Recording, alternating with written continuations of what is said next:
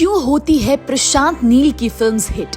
ऐसा क्या मास मसाला वो अपनी फिल्मों में डालते हैं जिससे ऑडियंस तुरंत ही अट्रैक्ट हो जाती है एंड बॉक्स ऑफिस हिट बन जाती है? इस वीडियो में देखेंगे प्रशांत का फिल्म मेकिंग स्टाइल और उनका हिट फॉर्मूला। प्रशांत नील की फिल्में जैसे केजीएफ फ्रेंचाइजी, सालार और बगीरा एक्शन और डार्क थीम पर ज्यादा फोकस करती है। आने वाली केजीएफ 3 भी इसी थीम पर होने वाली है क्योंकि उसकी कहानी पहले और दूसरे पार्ट की कम्युनिटी और उसकी कंटिन्यूटी पर बेस्ड है। तो ऐसे में प्रशांत नील अपनी फिल्म्स में ऐसा कौन सा एलिमेंट ऐड कर रहे हैं जो उनकी फिल्मों को उतना प्यार मिल रहा है? यहां बता दें कि ये उनकी फिल्म मेकिंग स्टाइल और विजन का हिस्सा है जो उनकी स्टोरीज को इंपैक्टफुल एंड सिनेमैटिक बनाता है। अगर आपने उनका केजीएफ पार्ट 1 एंड पार्ट 2, सालार और उनकी पहले की फिल्मों में एक्शन देखा है तो आपको पता ही होगा कि उनकी फिल्मों में हमेशा कुछ अलग और एक लेवल बड़ा होता है। जैसे केजीएफ पार्ट 1 में सिगरेट वाला सीन, सेकंड पार्ट में मशीन गन वाला सीन एंड सालार में ज़ॉम्बी और मेन की लड़ाई वाला सीन अलग ही दिखाई दिया है क्योंकि उन्हें पता है कि larger than life cinematic experience देने के लिए एक्शन सीक्वेंसेस कैसे बनाने चाहिए। एक्शन सीन्स सिर्फ ऑडियंस को एंटरटेन करने के लिए नहीं बल्कि कहानी के कैरेक्टर को और ज्यादा हाईलाइट करने के लिए होता है। केजीएफ में रॉकी का सफर एक गरीब लड़के से एक पावरफुल किंगपिन तक एक्शन सीक्वेंसेस के थ्रू दिखाया जाता है। वहीं सालार में प्रभास का कैरेक्टर एक रूथलेस एंड पावरफुल हीरो है जिसका पूरा नैरेटिव एक्शन ड्रिवन है।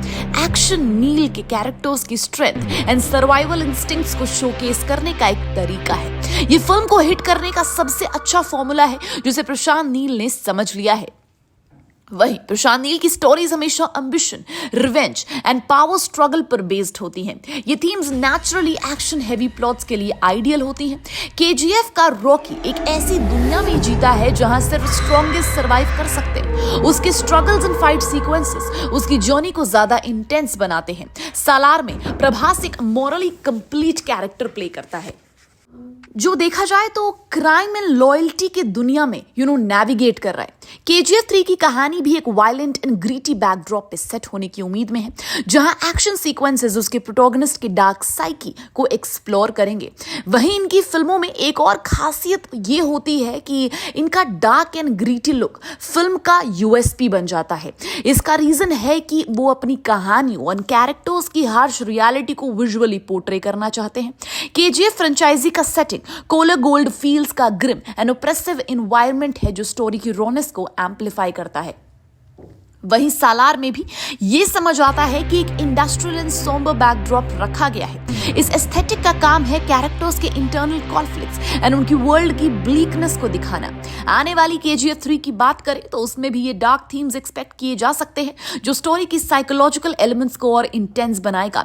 लेकिन अब यहां आप सोचेंगे कि कॉलर गोल्ड फील्ड तो खत्म हो गई तो कहानी में रॉनेस कैसे आएगी? तो क्योंकि केजीएफ 3 की कहानी उन 3 साल के बीच की कहानी है जो केजीएफ 2 में स्किप हुए थे, तो कोलार गोल्ड फील्ड हमें इसमें देखने को जरूर मिल सकता है। वहीं अगर आप प्रशांत की फिल्मों के फैंस हैं तो आपने ये जरूर गौर किया होगा कि प्रशांत नील की फिल्म मेकिंग स्टाइल पर हॉलीवुड और ग्लोबल एक्शन थ्रिलर्स का असर दिखता है। केजीएफ फ्रेंचाइजी में वेस्टर्न एंड गैंगस्टर ड्रामास का ब्लेंड है जो इंडियन सेंसिबिलिटीज के साथ प्रेजेंट किया गया है। सिमिलैरिटी ये भी है कि सालार में भी हॉलीवुड एक्शन थ्रिलर जैसी सोफिस्टिकेशन एंड कोरियोग्राफी दिखने को मिलती है। ये इन्फ्लुएंसेस उनकी स्टोरीज को ज्यादा ग्राउंडेड एंड यूनिक बनाते हैं। नील की फिल्म्स का action and dark tone audience के साथ इंस्टेंटली कनेक्ट करता है।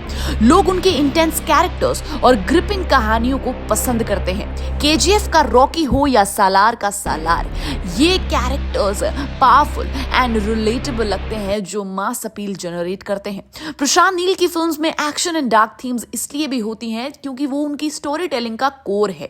केजीएफ, सालार और बगीरा के थ्रू वो power struggles, human emotions and survival को एक ग्रीटी और थ्रिलिंग पर्सपेक्टिव में दिखाते हैं।